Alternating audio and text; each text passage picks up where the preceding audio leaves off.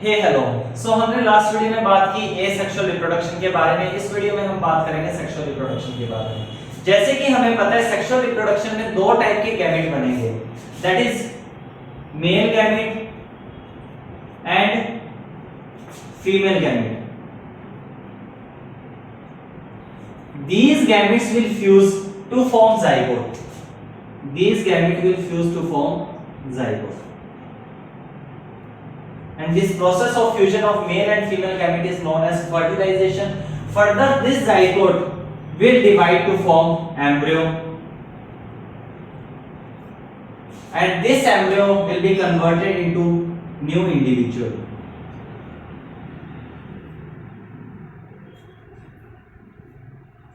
And individual formed are more identical to their parent, as we have already discussed in previous video, because of variation occurring due to recombination, जिसको हम next unit के अंदर discuss करेंगे।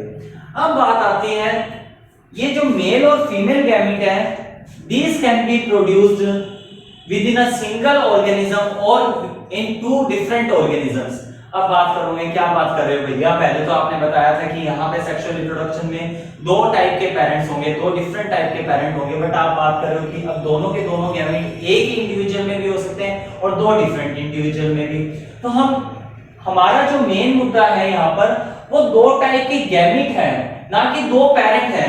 चाहे वो अब दोनों टाइप के गैमेट एक ही इंडिविजुअल दे रहा है तो भी हमें क्या प्रॉब्लम है, हमें दो टाइप के गैमेट चाहिए। इसको हम एक स्टोरी से भी समझ सकते हैं, एक एग्जांपल से भी समझ सकते हैं। मान लो एक पियक्कड़ है, होपफुली सब समझते हैं ये पियक्कड़, और एक नॉन पियक्कड़ लाइक मी, है ना। अगर हम बात करें पियक्कड़ की, तो इसका बिहेवियर क्या होता है? एबनॉर्मल।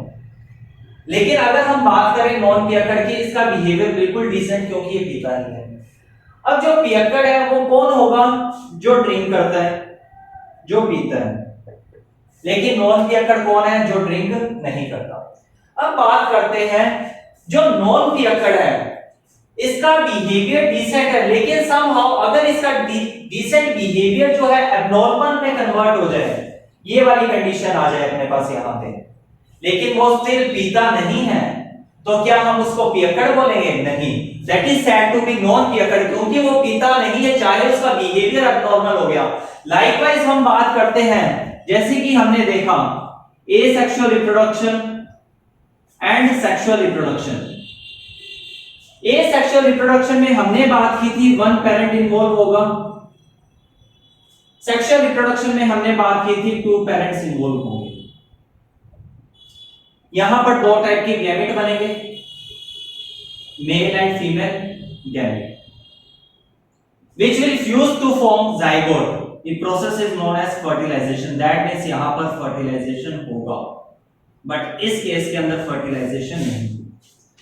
अब मान लो यहां पर जो कंडीशन है, टू पेरेंट की जगह अपने पास वन पेरेंट की कंडीशन आ गई, लेकिन स्टिल हमारे पास जो मेन रिक्वायरमेंट है दैट इज फर्टिलाइजेशन, वो हो रहा है। अब ऐसा नहीं है मेन रिक्वायरमेंट हमारे पास है लेकिन पेरेंट हमारे पास वन है, तो हम ये नहीं कहेंगे this is asexual reproduction, this is sexual reproduction. जैसे कि वहां पे जो नॉन पियक्कड़ था उसका बिहेवियर चेंज हो गया था, लेकिन जो उसकी मेन रिक्वायरमेंट है कि वो ड्रिंक नहीं करेगा, सो ही और she is said to be non पियक्कड़, नॉट पियक्कड़। तो ये बात यहीं से हम इसको क्लियर कर सकते हैं। होपफुली आप इस चीज को समझ चुके हो। अब हम बात करते हैं, हमने पढ़ा था लाइफ स्पैन। जो सेक्सुअली रिप्रोड्यूसिंग ऑर्गेनिजम्स होंगे उनके लाइफ स्पैन की मोस्टली 4 स्टेजेस होंगी, जो हम अभी डिस्कस करते हैं। सो सेक्सुअली रिप्रोड्यूसिंग ऑर्गेनिज्म अपने लाइफ स्पैन के दौरान 4 स्टेजेस मेनली शो करते हैं, that is juvenile. In case of plants this stage is also known as vegetative. Second is reproductive और मैच्योरिटी। थर्ड इज सेनेसेंट और ageing, and the last one is the death which is the ultimate truth of life. So देखते हैं one by one. Juvenile stage और vegetative stage, ये वो stage है life की जिस दौरान जो रिप्रोडक्टिव ऑर्गन्स है वो ग्रो कर रहे होते हैं, तो हम ये कह सकते हैं this is the growing stage. और जैसे ही ये स्टेज कंप्लीट हो जाएगी, the ending of this stage is marked as the beginning of reproductive और मैच्योरिटी फेज। अब बात करते हैं रिप्रोडक्टिव फेज की, हमें पहचान का पता कैसे लगेगा। There are some indication which shows that reproductive stage has started. Like अगर हम बात करें प्लांट्स की, प्लांट्स के अंदर ऐसा इंडिकेशन कौन सा है जिससे हमें पता लगेगा, दैट इज फ्लावरिंग। अगर फ्लावरिंग होना स्टार्ट हो जाएगी that means that is the beginning of reproductive phase. अब बात करते हैं जो जुवेनाइल फेज थी, that very individual to individual, plant to plant. Like अगर हम बात करें कुछ प्लांट्स की, like marigold, rice and wheat, after birth इनको 3 से 4 महीने लगते हैं फ्लावरिंग करने में। दैट मींस इनका जुवेनाइल पीरियड कितना होगा, 3 to 4 मंथ का। अगर हम बात करते हैं कुछ plant like mango and coconut की, आफ्टर बर्थ इनको 6 से लेके 8 साल लगते हैं फ्लावरिंग करने में। दैट मींस इनका जुवेनाइल पीरियड कितना हो सकता है, 6 to 8 इयर्स का। नाउ कुछ प्लांट्स ऐसे होते हैं जो सीजनली फ्लावरिंग करते हैं, कुछ ऐसे होते हैं जो ऑन रेगुलर बेसिस फ्लावरिंग करते हैं। लाइक हम बात करें सीजनल प्लांट्स की, जो सीजनल फ्लावरिंग करेंगे दैट इज मैंगो और एप्पल। अगर हम बात करें जो कंटिन्यूटी में करते हैं दैट इज रोज, जैसे कि हमें पता है। नाउ अगर हम प्लांट्स की बात करें लाइफ स्पैन के बेसिस पे, हम इसको 3 कैटेगरी में डिवाइड कर सकते हैं, that is annual plants, biennial plant and perennial plant. Annual plant वो प्लांट है जिनका लाइफ साइकिल 1 साल का होगा, बाइनियल जिनका लाइफ साइकिल 2 साल का होगा and perennial plant lives for many years.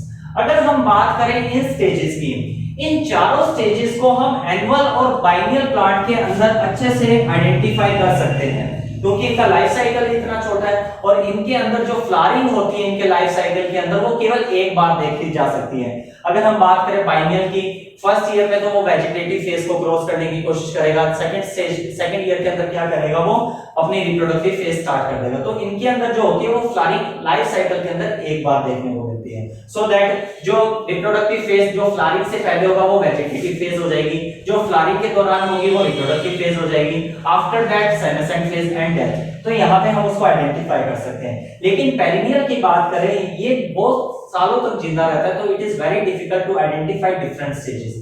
हम यहाँ पे बात कर सकते हैं कुछ ऐसे प्लांट होते हैं पेरिनियल के अंदर जो एक बार फ्लावरिंग करते हैं पूरे लाइफ टाइम के अंदर, कुछ प्लांट ऐसे होते हैं जो बार बार फ्लावरिंग करते हैं after some interval of time. Like हम बात करें अगर बैम्बू स्पीशीज की, बैम्बू स्पीशीज 50 से 100 साल के बाद एक बार फ्लावरिंग करेगी और फ्लावरिंग करने के बाद भगवान के पास चली जाएगी। ठीक है, तो यहाँ पर बात करें अगर ये 100 साल बाद फ्लावरिंग कर रही है तो उतना तो हम जी ही नहीं पाएंगे, तो हम कैसे इस चीज को आइडेंटिफाई कर लेंगे डिफरेंट स्टेजेस को उसके अंदर। तो it is very difficult in case of perennial. अब कुछ प्लांट यहाँ पर ऐसे होते हैं जो after certain interval of time flowering करते हैं। लाइक हम बात करते हैं नीला कुरिंजी की,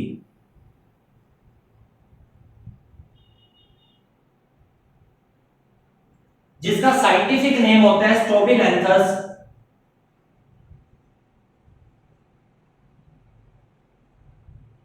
कुंथियाना।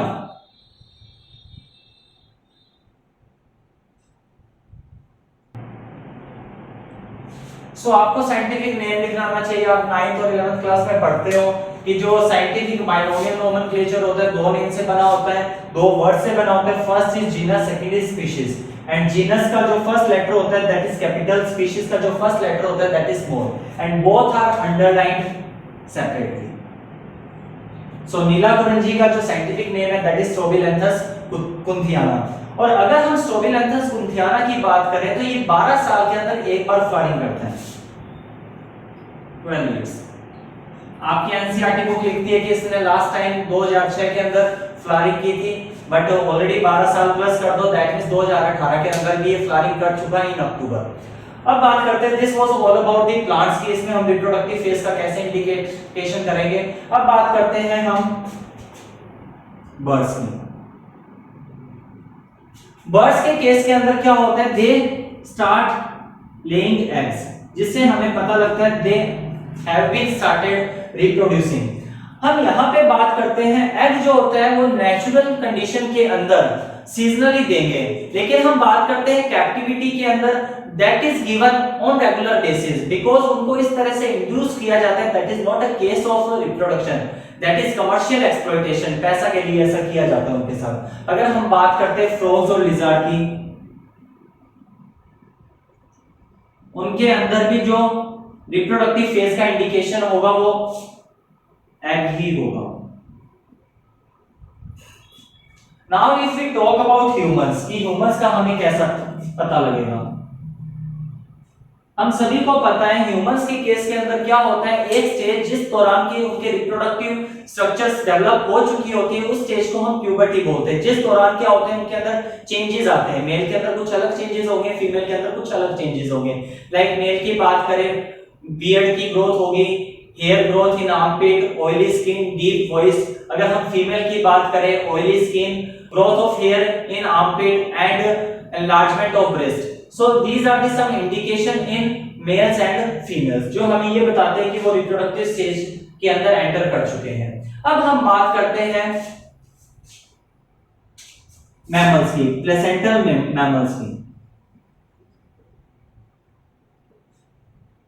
सो जो प्लेसेंटल मैमल्स वो मैमल्स है जिनके पास क्या होगा, प्लेसेंटा होगा, और प्लेसेंटा आपको पता है that is the structure between uterus and embryo. तो यहाँ पे क्या होता है, उसको नरिशमेंट मिलता है जिस स्ट्रक्चर से जो भी एक्सक्रीटरी प्रोडक्ट्स होते हैं वो एक्सपेल आउट होते हैं। So this is all about. अब बात करते हैं प्लेसेंटल मैमल्स दो तरह के हो सकते हैं, non primates and primates. Non primates की बात करते हैं या प्राइमेट्स की बात करते हैं, ये हायर क्लासेस में आप इनका डिफरेंशिएशन पढ़ते हो, लेकिन आपको छोटा सा एक व्यू दे देता हूं कि इनकी जो ब्रेन स्ट्रक्चर होती है उसमें डिफरेंस होते हैं, इनकी इंटेलिजेंस में डिफरेंस होता है। लाइक हम नॉन प्राइमेट्स की बात करें, cow, deer, dog, rat, tiger, these are non primates. अगर हम बात करें प्राइमेट्स की, ape, human beings and monkeys, these are the primates. तो यहां पर इन केस में क्या होता है, जैसे रिप्रोडक्टिव स्टेज के अंदर ये आते हैं उस दौरान यहाँ पे कुछ साइक्लिक चेंजेस होते हैं। अगर हम बात करें नॉन प्राइमेट प्राइमेट्स की, दोनों के अंदर साइक्लिक चेंजेस अलग अलग तरह से होते हैं। नॉन प्राइमेट्स में तो वो सीजनली हो सकते हैं, लेकिन प्राइमेट्स में वो थ्रू आउट द ईयर होते हैं। लाइक अगर हम बात करें नॉन प्राइमेट के केस के अंदर, these cyclic changes are known as oestrus cycle, but in case of primates these cyclic changes are known as menstrual cycle, जिसको हम कॉमन लैंग्वेज के अंदर पीरियड्स भी बोलते हैं, और ये फीमेल्स के अंदर अकर करते हैं।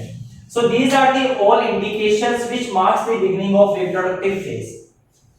अब हम बात करते हैं सेनेसेंट फेज की। सेनेसेंट फेज वो फेज है जिस दौरान जो भी फिजियोलॉजी है या फिर मेटाबॉलिज्म है वो डिटीरियोरेट होना स्टार्ट हो जाता है, स्लो डाउन होना स्टार्ट हो जाता है, and that is the ending of reproductive phase and beginning of senescent phase. And after that, after attaining the senescent stage, that individual goes to God, that is the death.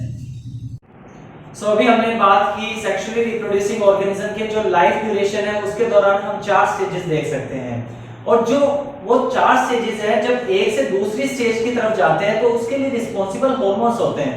That means जो transition है stage का उसके लिए कौन responsible होगा, hormones. अब हम बात करें अगर सेक्सुअली रिप्रोड्यूसिंग ऑर्गेनिजम्स की, कि जो सेक्सुअल रिप्रोडक्शन है उसके इवेंट्स क्या हैं, चाहे वो कोई भी ऑर्गेनिज्म हो सेक्सुअली रिप्रोड्यूस करेगा, उनके नॉर्मली जो ये प्रोसेस रहेंगे, जो इवेंट्स रहेंगे वो सेम रहेंगे, चाहे वो प्लांट्स हो, चाहे वो एनिमल्स हो, चाहे वो ह्यूमंस हो। जब जो कि हमने बात की थी ये सेक्सुअल रिप्रोडक्शन में डिफरेंट टाइप्स के थे, बट यहाँ पे जो प्रोसेस रहेगा, जो इवेंट रहेंगे वो ऑलमोस्ट सभी के अंदर सेम रहेंगे। इसको हम समझने के लिए एक स्टोरी की बात करते हैं। मान लो आपके यहाँ कुछ फिजिक्स वाले सर हैं, उनकी वेडिंग करवा दो। अब जो उनकी वेडिंग करवाई, वेडिंग से पहले का जो इवेंट होगा वो हम क्या बोलेंगे, प्री वेडिंग इवेंट, और इसको हम क्या बोलेंगे, वेडिंग इवेंट, और वेडिंग के बाद वाले इवेंट को हम क्या बोलेंगे, पोस्ट वेडिंग इवेंट। अब बात करते हैं प्री वेडिंग इवेंट की। प्री वेडिंग इवेंट के अंदर भी तो 2 बातें आएगी ना, जो अनुज भाई आपके पहले वो जन्म लेंगे और उनकी जो बंदी है वो भी जन्म लेगी। अब उसके अंदर जन्म लेने के बाद वो मिलेंगे आपस के अंदर, जब मिलेंगे तभी तो उनकी वेडिंग होगी। दैट मींस प्री वेडिंग के अंदर भी 2 इवेंट्स ऑलरेडी हो चुके हैं। अब पोस्ट वेडिंग की बात करो, उनकी मैरिज हो गई, उनकी वेडिंग हो गई, अब उनके क्या होंगे, बच्चे बच्चे हुए। अब बच्चों की क्या करेंगे, वो परवरिश, अच्छी अच्छी परवरिश करेंगे। तो यहाँ पे भी क्या होंगे, दो event. That means pre wedding के अंदर हमारे पास दो इवेंट्स है, पोस्ट वेडिंग के अंदर भी हमारे पास दो इवेंट है। तो इसी टाइप से हम इसको समझते हैं। हमने बात की सेक्सुअल रिप्रोडक्शन के अंदर क्या होगा, फ्यूजन होगा मेल और फीमेल गैमेट का। That event is known as fertilisation. Fertilisation के पहले वाले जो इवेंट होंगे that is known as pre fertilisation, और फर्टिलाइजेशन के जो बाद वाले इवेंट होंगे that is known as post fertilisation. So यही बात हम यहाँ पे करते हैं, फर्टिलाइजेशन जो प्रीवियसली इवेंट होंगे that is pre fertilisation event, और जो बाद में होंगे पोस्ट फर्टिलाइजेशन इवेंट। अब भी हमने देखा था प्री फर्टिलाइजेशन, प्री वेडिंग के अंदर दो इवेंट थे, तो यहाँ पे भी प्री फर्टिलाइजेशन के अंदर भी क्या होंगे, दो इवेंट। जो अनुज भाई और वो बंदी का जन्म हो रहा था, वो यहाँ पे हम क्या कह रहे हैं, एक तरह से गैमेटोजेनेसिस फर्स्ट इवेंट, वो मिल रहे थे दैट इज गैमेट ट्रांसफर। अब बात करते हैं फर्टिलाइजेशन, वेडिंग हो गई, उसके बाद में बच्चे हुए that is formation of zygote, बच्चों की परवरिश की दैट इज एम्ब्रियोजेनेसिस। तो हम ये बात देख सकते हैं प्री फर्टिलाइजेशन इवेंट के अंदर पहले हमारे पास क्या बनेंगे, गैमेट, जिनका फ्यूजन होगा पहले वो बनेंगे, उस प्रोसेस को हम क्या बोलेंगे, गैमेटोजेनेसिस।